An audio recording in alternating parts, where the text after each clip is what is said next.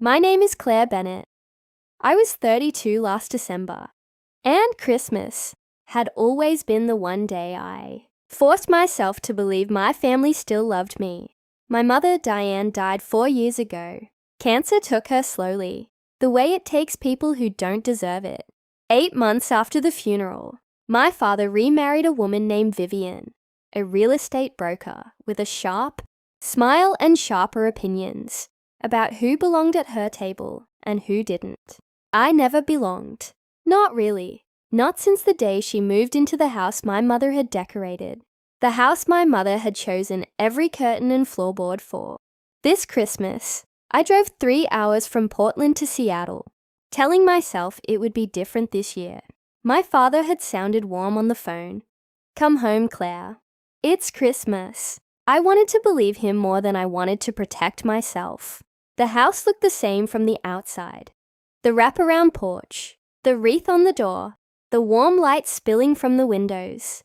But something had changed inside those walls, and I felt it the second Vivian opened the door instead of my father. "Oh," she said, like she was surprised I'd actually shown up. "Claire, we didn't set a place for you." I told myself it was a mistake. I sat anyway, pulling a chair from the corner, smiling through dinner, while Vivian's 2 grown children from her first marriage, Tyler and Megan, talked over me like I was furniture. My father barely looked up from his plate. Then, halfway through dessert, Vivian tapped her wine glass with a fork, and the table went quiet. "I think it's time we were honest," she said, looking directly at me. "This is Tyler and Megan's home now too. And Claire, sweetheart, I think, you haven't really been part of this family in a long time. Maybe it's best if you don't come back for these things anymore." My father said nothing. He just stared at his plate, the same way he'd stared at it every time Vivian said something cruel to me for the last 3 years. "Dad," I said, my voice smaller than I wanted it to be. He didn't look up. Vivian stood, walked to the front closet, and pulled out my coat herself, holding it open like she was ushering out an unwanted guest. "I think you should go, Claire, before this gets uncomfortable." I stood up slowly, my hands steady, even though my chest wasn't. I took my coat from her hands without a word. What none of them knew, what I had never told a single person in that house, was that my mother hadn't just left me her wedding ring and a box of old photographs. She'd left me $60 million and a plan I hadn't touched in 4 years. Tonight, I decided, was the night I finally used it. I didn't cry in the car. I sat there for a long moment, engine off, watching snow gather on the windshield, and I felt something I hadn't expected. Not grief, not even anger, really. Just clarity. My mother had been a quiet woman, but she was never a foolish one. 3 months before she died, she'd sat me down at her kitchen table, her hands thin and pale, around a cup of tea she could barely hold anymore, and told me things she'd never told my father. "I built most of what we have, Claire," she'd said. "Before I met your father, I had my own money, investments, a trust from my grandmother that I never touched, never told anyone about, not even him. I let him think we were comfortable because of his salary. I wanted to see who he really was without it. She'd left it all to me, not to my father. $60 million, sitting quietly in accounts and trusts he didn't even know existed, managed by a lawyer named Robert Ainsley, who had handled it so discreetly that not even Vivian's sharp eyes had ever caught a whisper of it. I had never touched it. Part of me had been afraid of what it would mean if I did. Part of me had been waiting, without admitting it, for a night exactly like this one. I picked up my phone and called Robert. It was almost 10 at night on Christmas. "Claire," he answered, surprised. "Is everything all right? I need you to find out who owns the house on Larch Street," I said. "My father's house." There was a pause, papers shuffling on his end. "Give me until morning." "Robert," I said, my voice steadier than I felt. "I want to buy it, whatever it takes. I want the deed in my name by tomorrow afternoon." He was quiet for a second. Then slowly, I heard something I hadn't expected. The smallest trace of a smile in his voice. Your mother said you'd call one day. She left instructions for exactly this. My hands went still on the steering wheel. What do you mean? She knew this family, Claire. She knew what your father might become without her, and who might replace her. She left me sealed instructions, to be opened only if you ever asked me to buy that house. I sat in the dark, snow falling silently outside. My mother's voice, somehow still reaching me 4 years after her funeral. Open them, I said. Read me what she wrote. There was the sound of a drawer opening, an envelope tearing. Robert, I whispered. What did she know?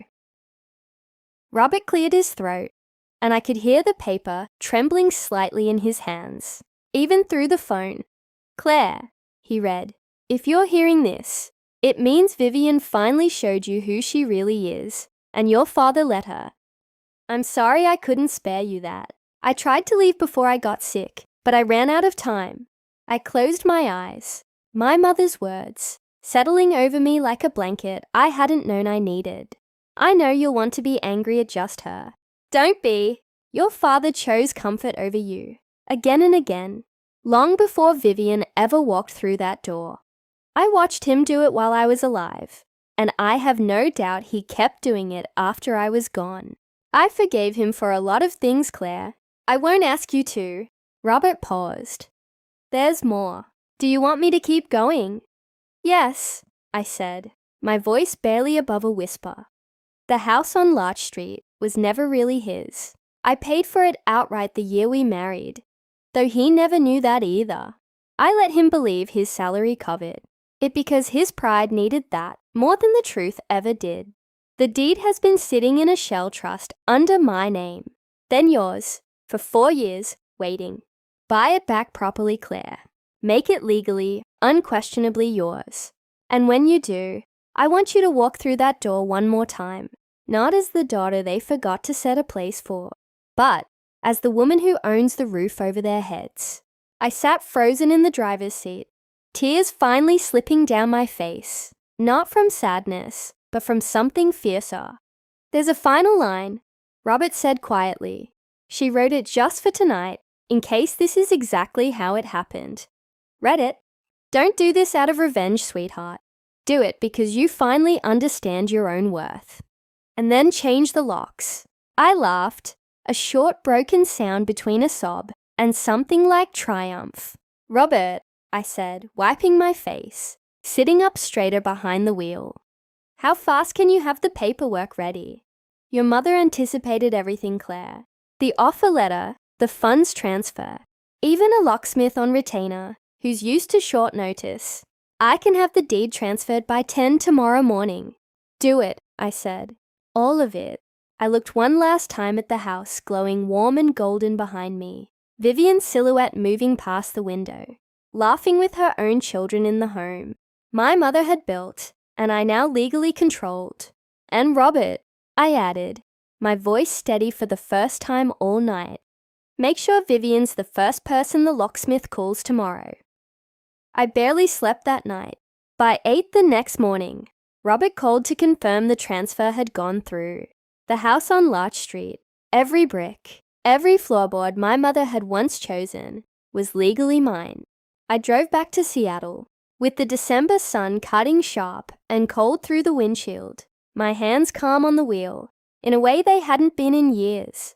I wasn't nervous. For the first time in a long time, I felt like I was walking into that house, instead of being let into it. The locksmith's van was already parked outside when I arrived, a young guy in a company jacket working calmly at the front door while Vivian stood on the porch in her robe, arms crossed, her voice rising with every word. Excuse me, she snapped at him. What exactly do you think you're doing? Ma'am, I'm just following the work order, he said, glancing nervously toward me as I stepped out of my car. New owner's instructions. Vivian's eyes found me, and for the first time since I'd known her, I watched her sharp composure actually crack. New owner? She repeated slowly, looking from me to the house behind her, like the words didn't fit together in her mind. Good morning, Vivian, I said, walking up the porch steps. I hadn't been welcome to walk up 12 hours earlier. Claire, what is this? Some kind of joke? Her voice had lost its usual edge, replaced by something thinner, more uncertain. No joke, I said. This house belongs to me now. Has, technically, for 4 years. I only just decided to make it official. My father appeared in the doorway behind her, still in yesterday's clothes, his face pale. Claire, what are you talking about? This is my house. It was never your house, Dad, I said quietly. Mom bought it outright before you two even got married. She just never told you. I think she wanted to see who you'd become without needing her. Money to feel like a man. Tyler and Megan had come to the window now too, watching the scene like it was theater, which in a way it was.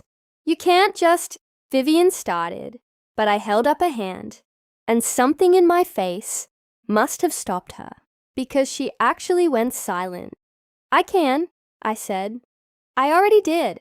You have until 5 o'clock this evening to collect your things. After that, the locks change, and this door won't open for any of you again. I turned to walk back down the steps, my mother's voice still echoing somewhere behind my ribs, telling me I hadn't done this for revenge. But watching Vivian's face crumble on that porch, I wasn't entirely sure that was true. By 5 o'clock, the driveway was full of boxes. I stood at the end of it, watching Vivian direct movers with a stiffness that had replaced her usual sharpness, watching Tyler carry out framed photos of a family that had never really included me. My father found me by my car, his hands shoved deep in his coat pockets, looking older than I'd ever seen him. Claire, he said, I know I failed you. Not just last night. Long before that. I didn't answer right away. 4 years of silence sat between us, thick and unresolved.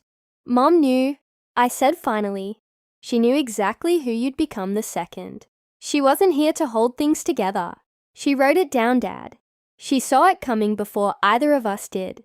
His face crumpled, and for a moment I almost felt sorry for him. Almost. I'm not doing this to punish you, I said. I'm doing it because I finally understand. I don't have to earn a place at a table that was never really willing to make room for me. Where will I go? He asked quietly. I don't know, I said. But you're a grown man, Dad. You'll figure it out. The way I had to. I got in my car and drove away, leaving him standing on the sidewalk in front of the house he no longer owned.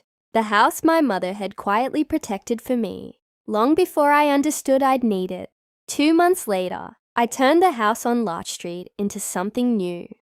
I hired a contractor to open up the kitchen the way my mother had always wanted, painted the walls, the soft yellow she'd never gotten around to, and turned the guest room into an office where I started. Of all things, a small foundation in her name, the Diane Bennett Fund, offering legal and financial guidance to women navigating blended families and inheritance disputes, women who, like me, had almost let themselves be erased from their own lives. My father reached out once, a short, careful email, asking if we could talk. I haven't answered yet. Maybe I will someday on my own terms. The way my mother taught me everything else worth learning. Some nights, I sit in the kitchen she designed, coffee in hand, watching snow fall. The way it did that Christmas night, everything changed. And I think about the woman who set a place for me at that table long after she was gone. I finally understand what she meant. I was never the one who didn't belong. I was simply waiting to come home.